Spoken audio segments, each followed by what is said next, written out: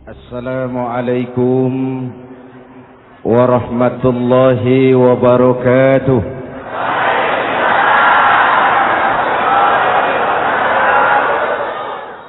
Alhamdulillah wassalatu wassalamu ala Rasulillah Sayyidina Muhammad ibn Abdullah wa ala alihi wa sahbihi wa mawala, amma ba'du. Saudara-saudara kaum muslimin di seluruh tanah air, hari-hari pada minggu akhir Ramadan kita bersama-sama menyaksikan sebuah fenomena tentang pindahnya kegiatan umat dari masjid ke pasar, dari masjid ke terminal, dari masjid ke stasiun, dari masjid ke bandara. Apa boleh buat, itulah wajah kita. Bahwa lebaran artinya mudik, bahwa lebaran artinya baju baru dan makanan. Lebaran berbeda dengan Idul Fitri. Lebaran adalah tradisi yang setiap kita boleh ikutan. Siapa saja boleh ikut lebaran, tapi tidak tiap orang bisa merayakan Idul Fitri. Mau puasa atau tidak puasa, boleh lebaran. Tidak dilarang sama petugas keamanan. Mau ibadah Ramadan atau tidak melaksanakan ibadah Ramadan, boleh ikut lebaran. Tapi tidak berarti merayakan Idul Fitri, karena selalu ada kos dari apa saja yang kita lakukan. Saya mau cerita, mau dengar nggak? Ada dokter gigi, dokter baru. Satu sore praktek, pasiennya 4 orang nunggu duduk jejeran. Dipanggil pasien pertama, diperiksa, berlubang giginya, dicabut tanpa dibius. Namanya dokter baru. Pasien ini teriak, aduh sakit dok, tidak kuat, sakit. Teriakannya keras sekali. Pasien yang 3 orang yang nunggu gemeter, lari semua. Selesai dicabut, diobati, selesai, tanya, sudah selesai dok? Sudah mas. Berapa biayanya? 200.000. Loh, biasanya kan 50.000, kok 200.000? Biasanya sih memang 50.000, tapi siapa suruh kau teriak? Yang 3 lari.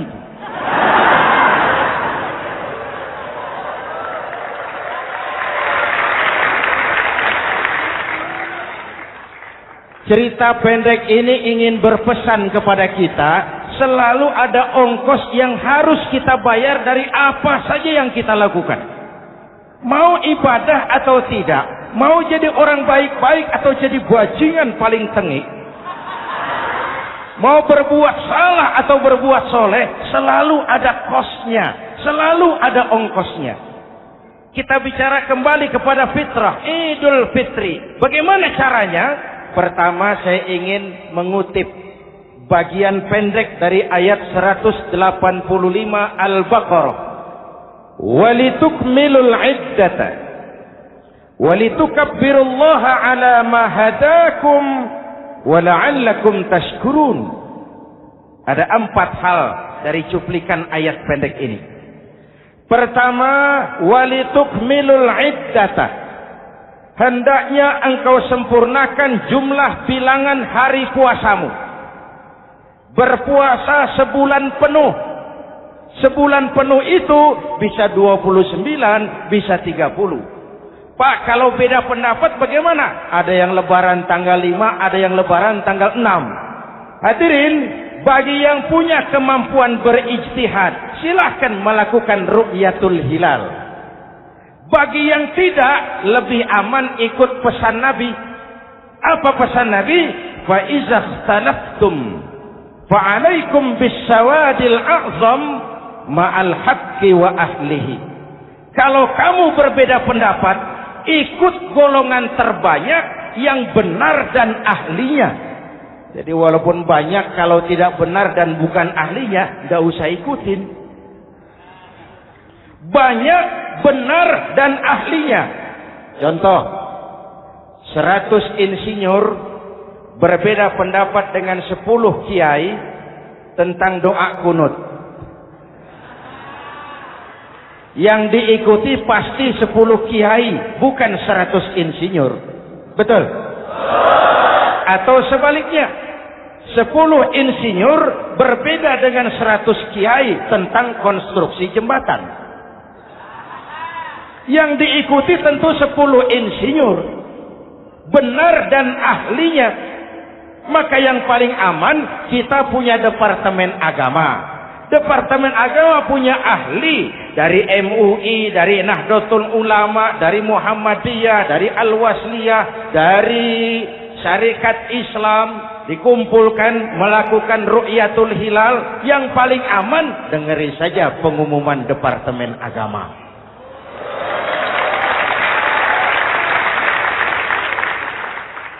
Tapi tetap menghormati mereka yang meyakini 1 Syawal jatuh pada tanggal 5. Beda boleh, marah jangan. Jelas?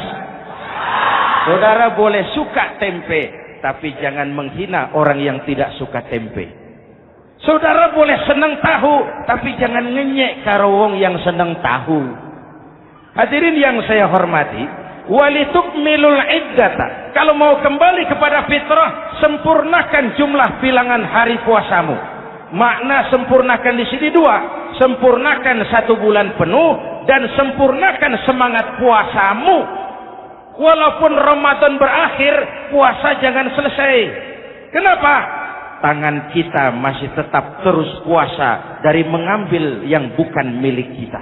Lidah kita walaupun Ramadan sudah selesai tetap berpuasa dari memfitnah dan menggunjing orang lain. Kaki kita walaupun Ramadan sudah selesai tetap puasa dari berjalan ke tempat yang tidak baik.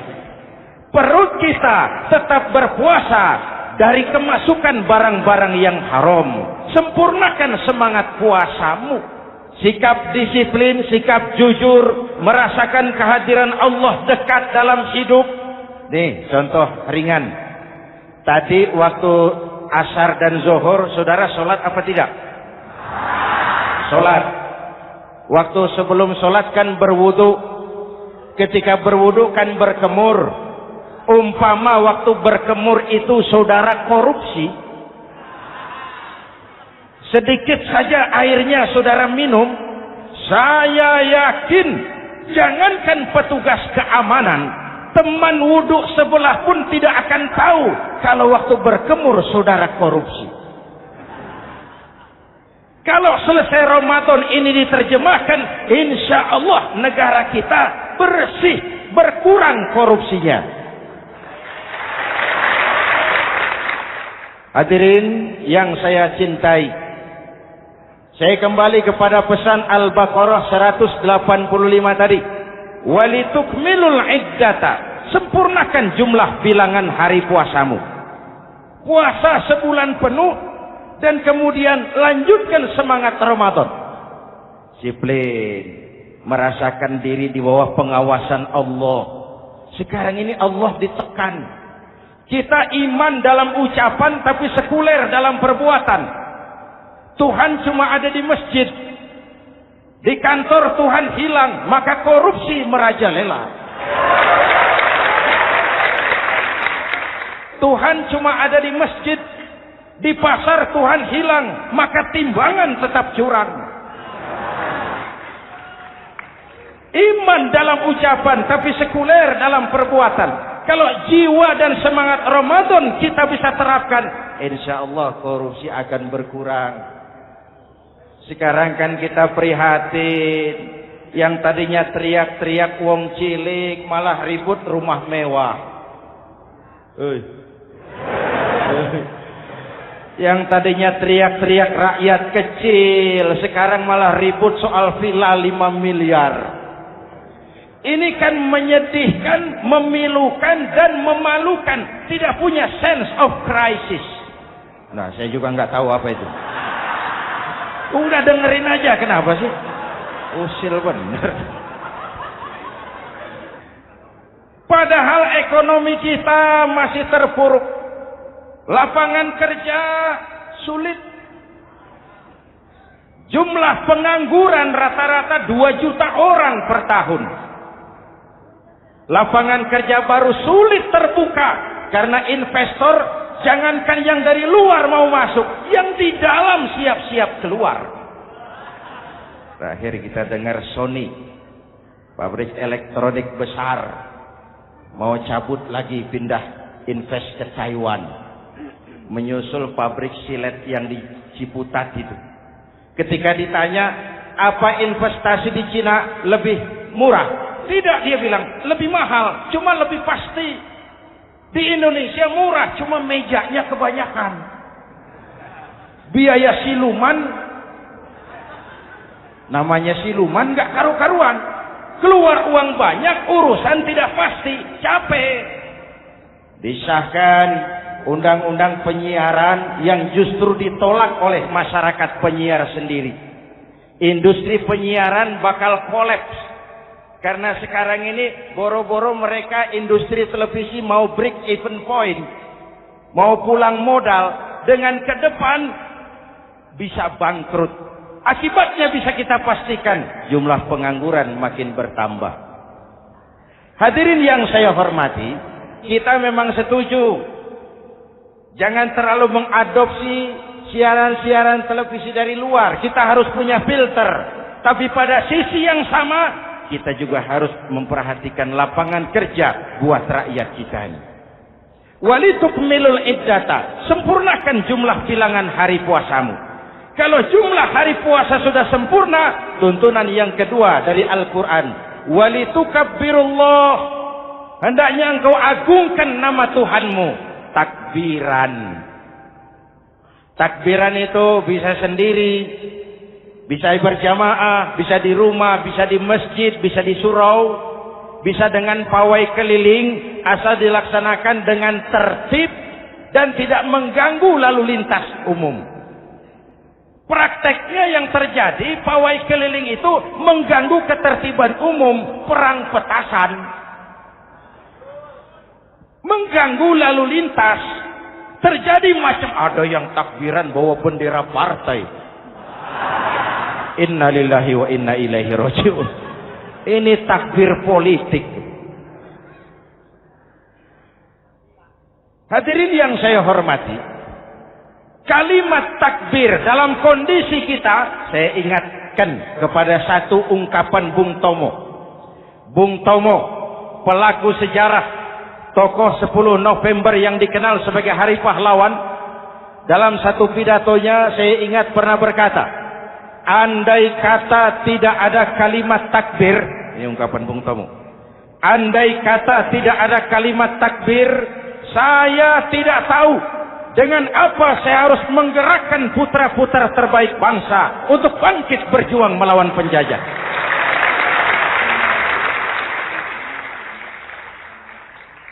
Ketika Allahu Akbar, itu londo, kelihatannya kecil, meriam nggak meleduk. Dahulu orang-orang tua kita cuma ada 2 kata, merdeka atau mati. Tidak berpikir nanti kalau menang dan merdeka saya jadi wali kota di mana.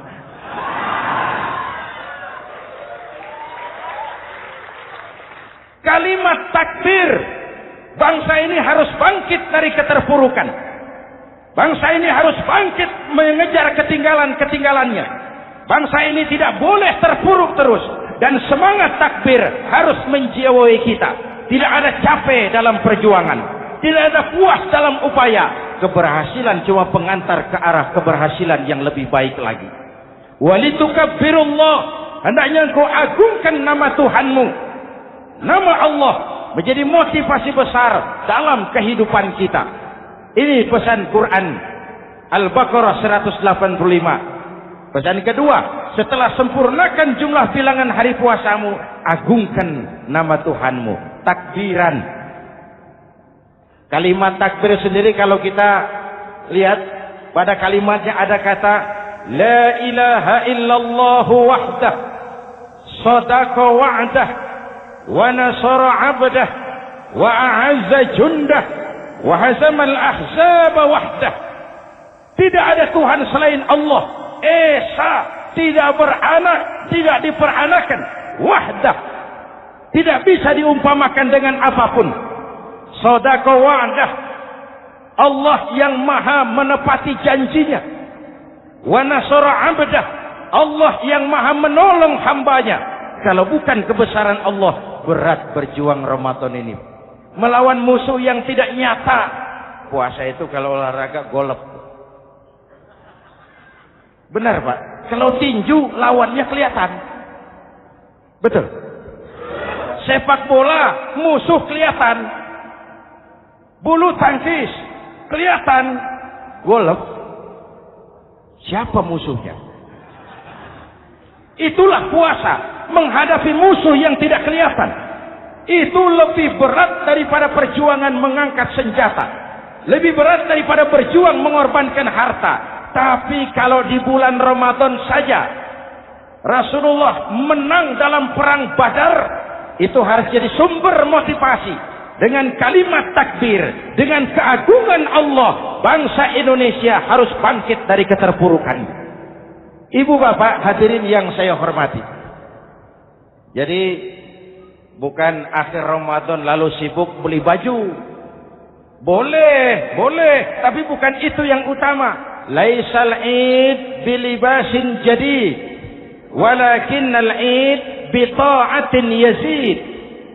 Idul Fitri bukan pakaian baru. Idul Fitri adalah ketaatan yang meningkat, yang telah ditempa, digojlok, digembleng oleh Ramadan. Jadi kalau Ramadan rajin baca Quran, lalu selesai Ramadan sayonara Quran, latihan tidak berhasil. Ramadan rajin ke masjid, selesai Ramadan selesailah ke masjid.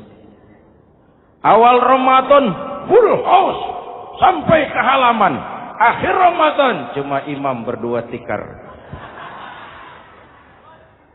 Masjid kembali senyap, padahal masjid adalah pusat kegiatan umat. Saudara lihat dari sejarah, ketika hijrah ke Madinah, Rasul singgah di Kuba. Apa yang beliau lakukan? Membangun masjid. Ketika sampai di Madinah, kesibukan pertama beliau apa? Mencari rumah dinas? Bukan. Kesibukan pertama beliau mencari lokasi di mana membangun masjid. Isra dan Mi'raj, perjalanan besar dimulai dari masjid ke masjid. Ini indikasi masjid memang merupakan pusat kegiatan umat. Umat Islam dengan masjid seperti ikan dengan air, tidak boleh pisah. Ada ikan yang tidak betah di air? Ada. Ikan mau modar.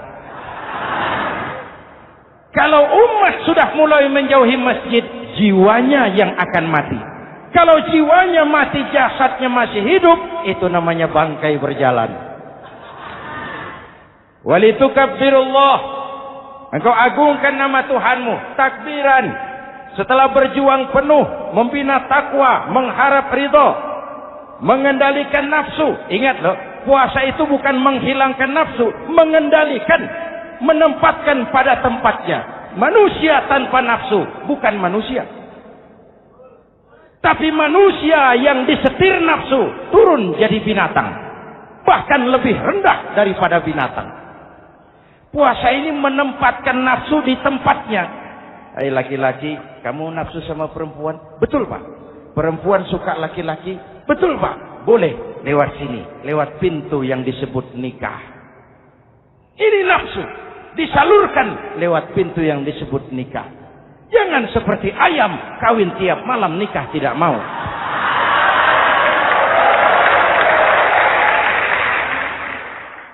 Hai manusia, nafsu kepada materi, kepengen kaya? Iya Pak. Boleh. Usaha yang halal, jual beli yang halal. Wa ahallallahu al-bai'a wa harrama riba. Allah halalkan jual beli. Jangan ingin kaya lalu makan renten, ingin kaya lalu korupsi, ingin kaya lalu buka peternakan tuyul. Manusia ingin berkuasa, boleh, tapi tetap punya etika dan moral. Jangan ingin berkuasa lalu fitnah, ingin berkuasa lalu mengadu domba orang, ingin berkuasa lalu menghalalkan segala cara. Kuasa menempatkan nafsu pada tempatnya. Manusia yang dikendalikan nafsu lebih puas daripada binatang. Saya punya ungkapan lama, sebuas-buasnya kerbau, makanannya tetap rumput. Saya belum pernah dengar ada kerbau terlalu buas lalu makan roti. Betul? Tapi manusia kalau sudah dikendalikan nafsu, manusia bukan cuma makan nasi, aspal, semen, kertas, minumnya solar, jauh lebih puas daripada binatang. Inilah puasa. Arep nguwong ke wong, agar manusia itu jadi dirinya, fitrahnya, jangan dikendalikan oleh nafsu. Kita ini sudah diciptakan fi ahsani taqwim. Masya Allah. Presented by the Integral CJ's Management.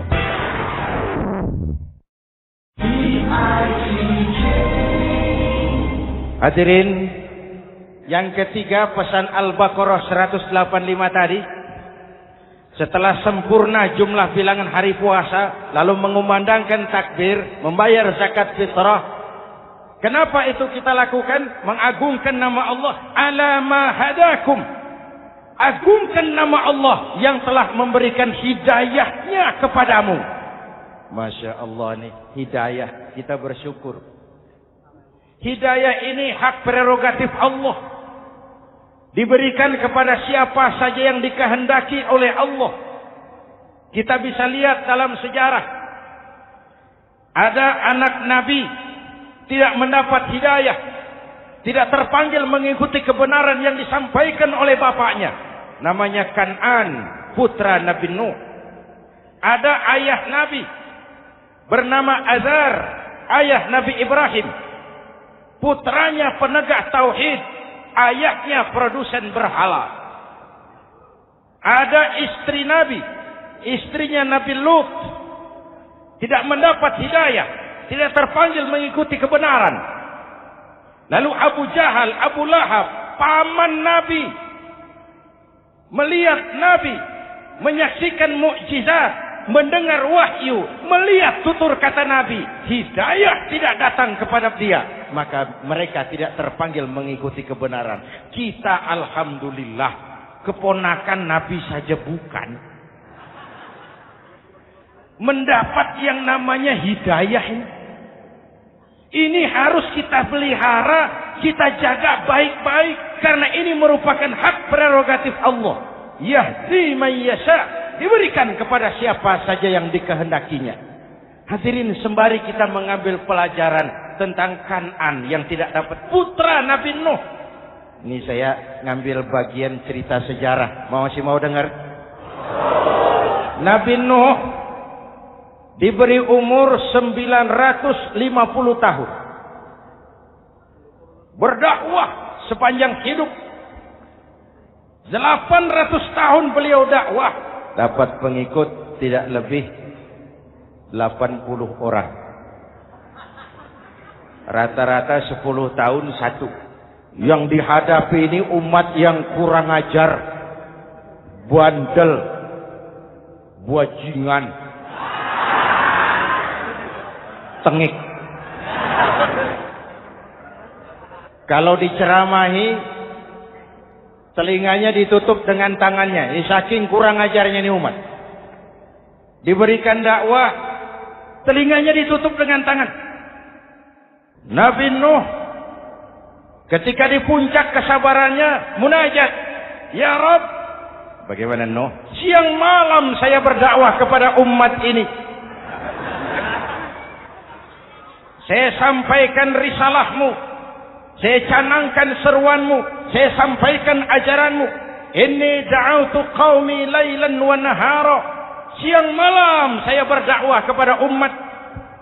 Wa inni kullama da'autuhum ja'alu asabi'ahum fi adhanihim. Tiap kali saya sampaikan dakwah kepada mereka, mereka tutup telinganya dengan tangannya. Saya tidak sanggup menghadapi umat seperti ini, ya Allah. Habis mau kamu bagaimana, no? Sikat saja sudah semua ini. Bikin mati saja. Nanti kalau punya anak, anaknya kafir lagi. Lebih baik bapak moyangnya, mbah-mbahnya sikat semua. Rabbi la tazar 'alal ardi minal kafirina dayyara. Jangan disisakan orang kafir. Habisin semua. Itu mau kamu? Iya. Buat kapal Nuh, nanti aku turunkan banjir. Dengan apa saya membuat kapal, ya Rabb? Pakai kayu, Nuh. Kayunya dari mana, ya Rabb? Dari pohon tentu. Pohonnya belum ada, ya Rabb. Tanam dulu, Nuh. Membuat kapal, kayunya nanam pohon dulu. Apa artinya? Perjuangan bukan simsalabim abragedabra. Perjuangan bukan makan lombok, ini hari dimakan, ini hari pedas. Perjuangan itu proses. Ada keringat, ada air mata, ada darah, tempo-tempo nyawa. Itulah perjuangan. Sudah pohon ditebang, buatkan kapal di tengah kampung. Umat unjuk rasa lagi. Nuh makin gila. Bikin kapal di tengah kampung, mau belayar kemana? Selesai Nuh, selesai ya Rabb. Naik. Orang-orang yang beriman bersamamu, naik. Binatang serba sepasang, naik.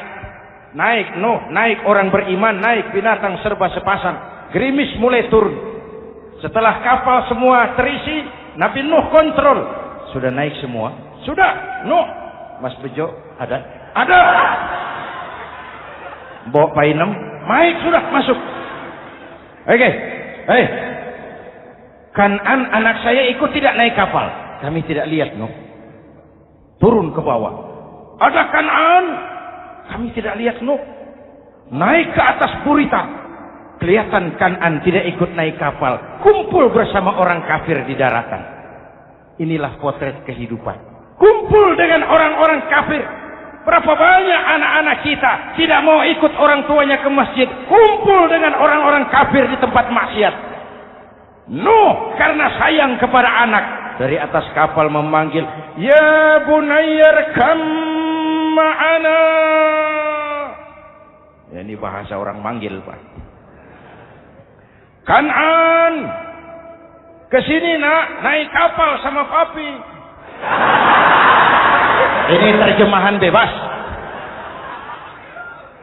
Jawab Kan'an di bawah. Tidak mau, Pak, saya di sini saja. Jangan nak, Allah sedang murka, akan turun banjir. Kalau datang banjir, Papa, sa'awi ila jabalin ya'simuni minal ma'. Saya akan naik ke gunung tinggi yang bisa menyelamatkan saya dari banjir. Kan'an naik ke gunung tinggi, gunung pun tenggelam dihantam banjir. Dalam puncak kepedihan, Nabi Nuh akhirnya sadar. Ya Allah, kalau orang kafir tenggelam, memang saya yang minta. Tapi Kan'an kan anak saya. Nuh, anggap Kan'an bukan anakmu. Wa innahu amalun ghairu salih. Nuh sadar, akhirnya bilang, ana urid, wa anta turid, wallahu fa'alun lima yurid. Aku punya kemauan. Kau Kan'an punya kemauan, Allah juga punya kemauan. Kemauan Allah lah yang akhirnya jadi kenyataan. Nah, sekarang juga kita ngadepi musim banjir. Bukan banjir air saja, banjir peradaban-peradaban yang masuk ke negeri kita. Banjir maksiat, banjir munkarot. Kalau kita sudah ke masjid, kita sudah naik kapal. Tolong kontrol anak-anak kita. Tolong kontrol tetangga kita. Ayo naik kapal. Banjir.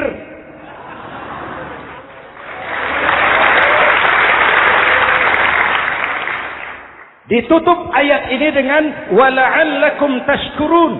Atas hidayah yang diberikan kepada kita, kita bisa melaksanakan ibadah Ramadan, bisa takbiran, dan diakhiri dengan ungkapan tasyakkur.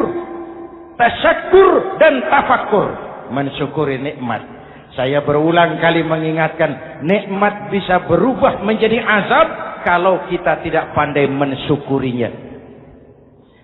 Bayangkan Pak, tahun 87-an kita itu jadi negara yang berswasembada pangan. Beras kita cukup untuk rakyat kita.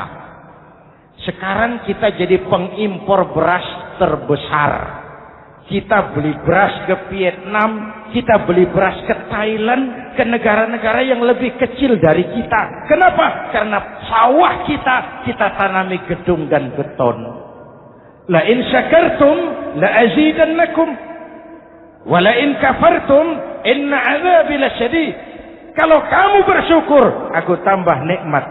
Kalau kamu ingkar, tidak pandai bersyukur, awas, azabku pedih.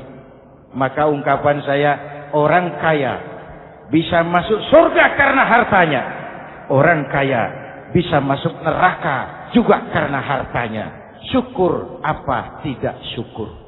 Pejabat bisa masuk surga karena jabatannya.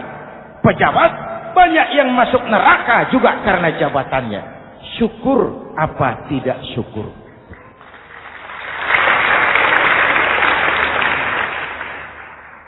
Orang alim, kiai bisa masuk surga karena ilmunya. Orang alim pun bisa masuk neraka lebih dulu dari penyembah berhala juga karena ilmunya. Syukur apa tidak syukur. Kasih jabatan sebagai pemimpin lalu menyadari sayyidul qaumi khadimuhum. Pemimpin suatu umat adalah pelayan bagi umat itu. Pelayan harus melayani, bukan minta dilayani. Selama ini kita memandang jabatan itu jalan pintas menuju kaya. Jabatan itu artinya kekuasaan dan fasilitas. Maka yang lahir rampok-rampok baru.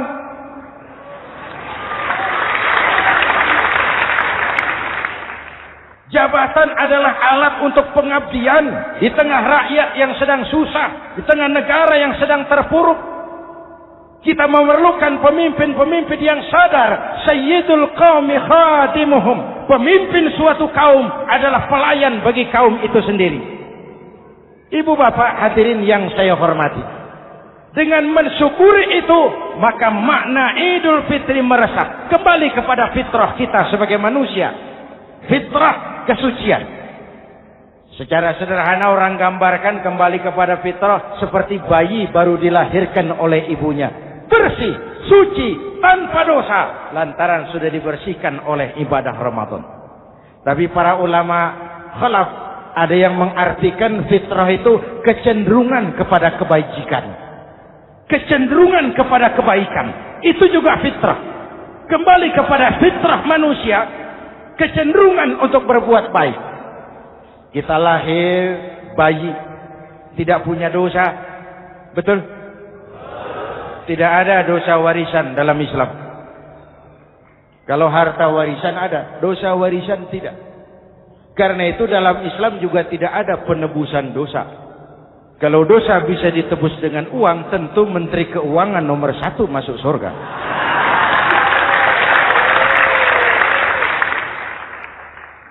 Dosa dalam Islam ditebus dengan taubat. Langsung kepada Allah, sonder calo. Hadirin yang saya hormati, kembali kepada fitrah seperti bayi baru dilahirkan oleh ibunya. Bersih, tidak punya dosa kepada Allah lantaran sudah dibersihkan oleh ibadah Ramadan. Soalnya kemudian kita kan tidak hanya bersalah kepada Allah, kita ini juga bergaul dengan sesama manusia. Betul? Sebuah hadis, sahabat ditanya oleh Rasul, "Atadruna manil muflis?" Saudara-saudara, tahu kamu siapa orang yang bangkrut? Oh Rasul, orang bangkrut yang tidak punya uang. Orang bangkrut yang tidak punya harta. Salah kata Rasul. Innal muflisa min ummati. Yang bangkrut dari golongan umatku. Yang besok di hari kiamat datang menghadap Allah. Dengan membawa pahala solat. Membawa pahala zakat. Membawa pahala haji. Membawa pahala sedekah. Pada satu pihak. Sementara pada sisi yang lain sebelah kiri, orang ini juga datang membawa kesalahan karena pernah mencaci maki orang, pernah memfitnah orang, pernah memakan harta orang dengan cara yang zalim. Satu sisi bawa kebajikan, sisi lain bawa kesalahan. Kalau ini yang terjadi, bagaimana nasib kita, kata Nabi? Tuhan, ini pahala solat saya, ini solat yang wajib, ini yang sunnah, rawatibnya, nawafilnya. Datang orang, sebentar Tuhan, apa? Dia memang rajin solat, tapi saya pernah dicaci maki. Hancur nama saya, remuk hati saya. Di dunia saya tidak bisa membalas karena dia lebih berkuasa. Sekarang saya menuntut keadilan. Betul? Ya Tuhan, sini pahala solatmu, kasih orang yang kau caci maki. Tuhan, ini pahala puasa saya, yang wajib Ramadannya, sunnah 6 hari Syawalnya, Senin Kemisnya. Ini Tuhan. Datang lagi, sebentar Tuhan. Kenapa? Dia memang rajin puasa, tapi saya pernah difitnah tanpa benar, dicorengkan arang ke dahi, hancur nama saya karenanya. Saya menuntut keadilan karena di dunia waktu itu cuma banyak pengadilan, tapi tidak ada keadilan. Benar? Benar. Pahala solatmu kasih orang yang kau fitnah. Tuhan, ini pahala zakat saya. Datang lagi, Tuhan, dia memang suka zakat, tapi korupsinya lebih besar dari zakatnya. Nuntut keadilan. Sini, pahala zakatmu kasih. Kalau habis pahala kebaikan, orang yang menuntut masih banyak, diambillah dosa orang yang kita sakiti, diberikan kepada kita. Pahala dipreteli, dosa diberikan. Apa enggak bangkrut? Ibarat orang dagang, modal habis, tagihan hutang datang terus. Kenapa? Orang ini cuma baik hubungannya kepada Allah, tapi tidak baik hubungannya dengan sesama manusia. Karena itu, dalam konteks dengan fitrah, manusia makhluk yang fitrah. Apa fitrah itu? Pertama, manusia makhluk yang bertuhan. Itu fitrah. Mengingkari Tuhan, mengingkari fitrah. Yang kedua, manusia makhluk sosial. Zon politikan. Itu fitrah. Kita tidak bisa hidup sendiri. Betapa dan siapapun kita memerlukan yang lain. Maka nuansa Ramadan intinya adalah silaturahmi. Nuansa Idul Fitri silaturahmi antar sesama kita. Ada baiknya saya ingatkan lagi sebuah hadis. Masih mau dengar? Selesai sholat Id, sahabat mendengar Rasul mengucapkan amin 3 kali. Amin, amin, amin. Ya Rasul, ada apa? Tadi turun Jibril selesai sholat. Mau berdoa. Muhammad, aku mau mohon kepada Allah. Mau kau aminkan? Silahkan Jibril. Jibril doa, Rasul amin. Doanya 3 macam permohonan, maka Rasul 3 kali mengucapkan amin. Kalau sudah Jibril yang doa, Rasul yang amin, apa ya doanya ditolak? Apa isi doanya? Yang pertama, ya Allah, doa malaikat Jibril. Hari ini 1 Syawal, waktu itu doanya, saya mohon kepadamu, jangan engkau terima puasa dan ibadahnya anak yang durhaka kepada ibu bapaknya. Rasul mengucapkan amin. Renungan buat kita. Itu sebabnya barangkali sesibuk-sibuk di Jakarta masih mau mudik nemui orang tua. Yang kedua, ya Rabb, saya mohon kepadamu, jangan engkau terima puasa dan ibadahnya istri yang durhaka kepada suaminya. Amin. Kedengaran, Bu? Ada ibu-ibu tanya, Pak, kalau suami yang durhaka sama istrinya bagaimana? Hadisnya tidak menjelaskan itu, Bu.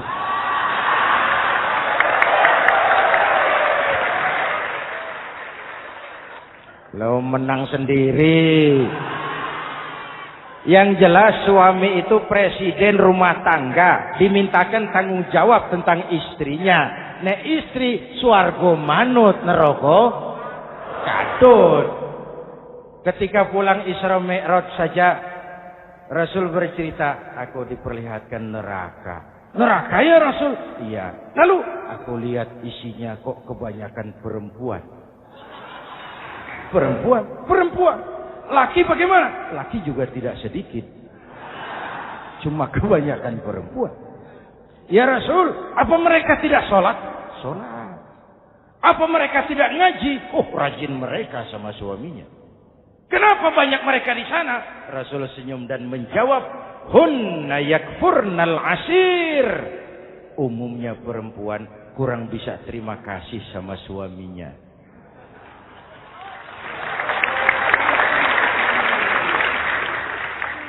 Ini penyakit turunan. Oi, ngaku oi.